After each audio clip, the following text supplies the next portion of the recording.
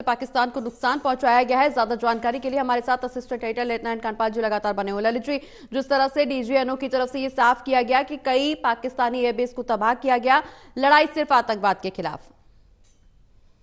जी बिल्कुल।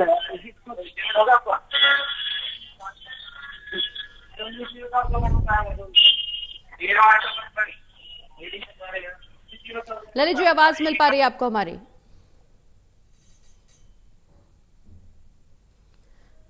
तो एक बार फिर से ललित जी से बातचीत करने की कोशिश करेंगे, लेकिन इस बीच बड़ी खबर अपने दर्शकों को लगातार बता रहे हैं कि पायलट सभी सुरक्षित है। 3 दिन जो युद्ध चला वो किसी युद्ध से कम नहीं था। पहलगांव हमले में 26 मासूमों की हत्या की गई। डीजीएनओ की तरफ से ये बयान सामने आया है। उन्होंने इस बात का भी जिक्र किया कि अगर आगे भी पाकिस्तान की तरफ से कोई हमला किया जाता है तो उसका उसी की भाषा में जवाब दिया जाएगा। मुरीदके में भी स्ट्राइक की गई है। हेडली की जहां ट्रेनिंग हुई थी वो वहां पर भी हमला किया गया। तमाम आतंकी ठिकानों को तबाह किया गया है। 100 से ज्यादा आतंकियों को खत्म किया।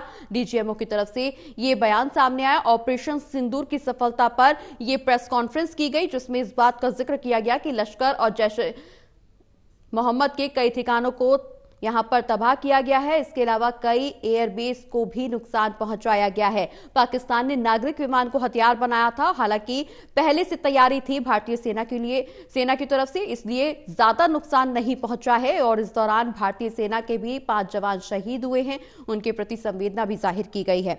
ललित जी हमारे साथ एक बार फिर से जुड़ गए। ललित जी, पाकिस्तान के कई एयरबेस को तबाह किया गया।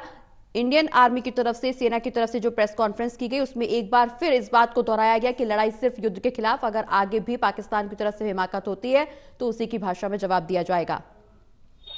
बिल्कुल आपने सही कहा प्रगति की आज जिस तरीके से जो है प्रेस कॉन्फ्रेंस हुई है और तकरीबन 1.5 घंटे तक ये लगभग ये प्रेस कॉन्फ्रेंस चली है।